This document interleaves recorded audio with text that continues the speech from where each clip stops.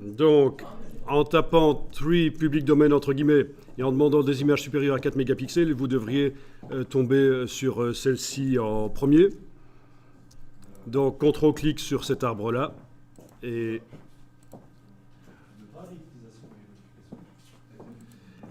non, cette fois-ci, je n'ai pas demandé réutilisation et modification autorisée dans les droits d'usage. Je l'ai fait autrement.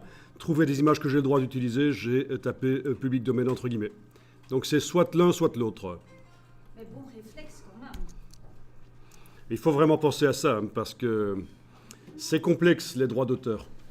D'ailleurs, c'est intéressant d'aller à des conférences ou des informations là-dessus. Par exemple, l'image de la Tour Eiffel, est-ce que vous avez le droit de l'utiliser ou pas? Parce que c'est quand même un objet qui a été conçu par quelqu'un. Il y a des droits d'auteur peut-être dessus. Oui, mais ça court après la mort. Hein. Ça court 50 ou 70 ans après la mort. Hein. Non, parce qu'il y a les ayants droit, la famille, qui a encore les droits d'auteur une fois que la personne est morte. Alors la Tour Eiffel, c'est un cas particulier. Vous avez le droit d'utiliser des photos de la tour, que vous faites vous-même de la Tour Eiffel, ou des photos qui sont sans droit d'auteur de la Tour Eiffel, uniquement quand elle est photographiée la journée. Parce que la Tour Eiffel, la nuit, il y a un copyright sur l'éclairage. Eh oui, les petites lampes qui scintillent la nuit, c'est récent, il y a un copyright. Vous ne pouvez pas utiliser, même des photos que vous faites vous-même de la Tour Eiffel la nuit, vous ne pouvez pas utiliser. Et quand on parle de photos, on parle aussi de dessin. Même chose pour l'atomium. Vous voyez l'arbre à boules là, à Bruxelles. Hein, eh bien, ça, vous ne pouvez pas utiliser l'image de l'atomium dans des flyers, des affiches, sans l'autorisation de l'ASBL.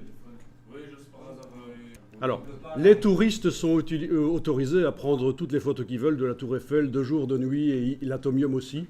C'est pas un problème. Le problème, c'est quand on en fait une utilisation et qu'on diffuse.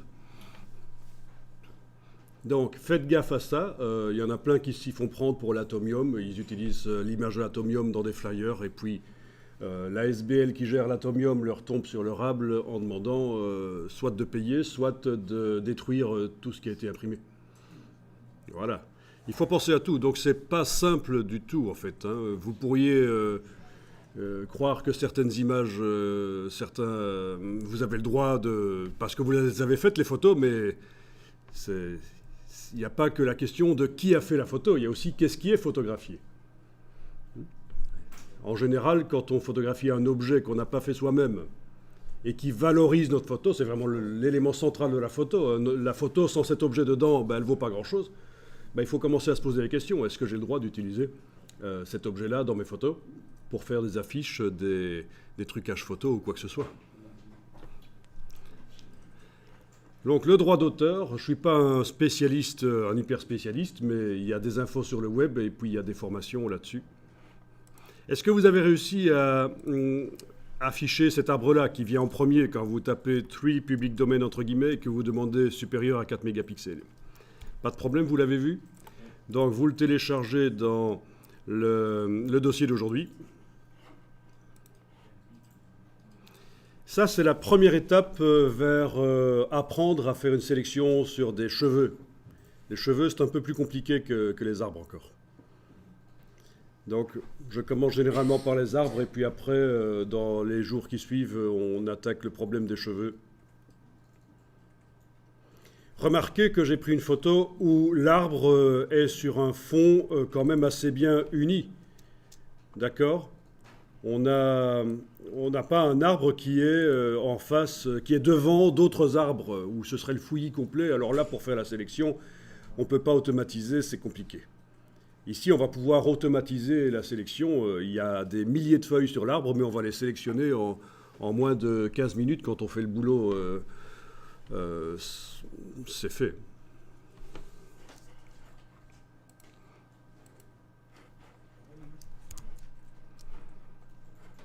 Ok, on ouvre évidemment ça dans Photoshop.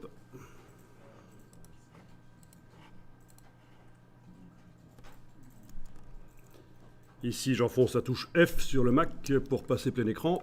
Vous pouvez aussi, si vous voulez avoir la possibilité avec la barre d'espacement, de bouger l'image comme vous voulez sur l'écran. Et puis, vous connaissez le système, vous m'avez dit, dans un premier temps, on va essayer de générer une sélection au départ d'une des couches. Donc, on va dans la palette des couches, menu fenêtre, couche.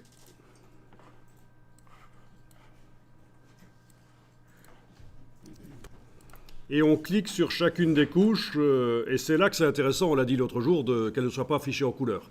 Donc on n'a pas enclenché l'option afficher les couches en couleur dans les préférences générales, parce que c'est beaucoup mieux de voir le contenu des couches, les niveaux de luminosité, rouge, vert, bleu. Et il faut décider dans quelle couche l'arbre se détache le mieux de son fond, en conservant son détail. Donc il faut zoomer.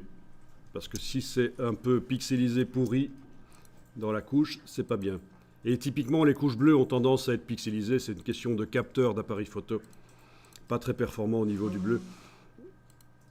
Bon, ben on va démarrer de la couche bleue. Donc il faut absolument la dupliquer. Il ne faut pas oublier cette partie-là, bien sûr. Il ne faut pas travailler directement sur la couche bleue. On va travailler sur une copie de la couche bleue. Donc je l'amène sur le bloc de feuilles. Et voilà, bleu copie est là. Et puis, je vais enregistrer l'image sur disque dur au format Photoshop. Le premier de la liste.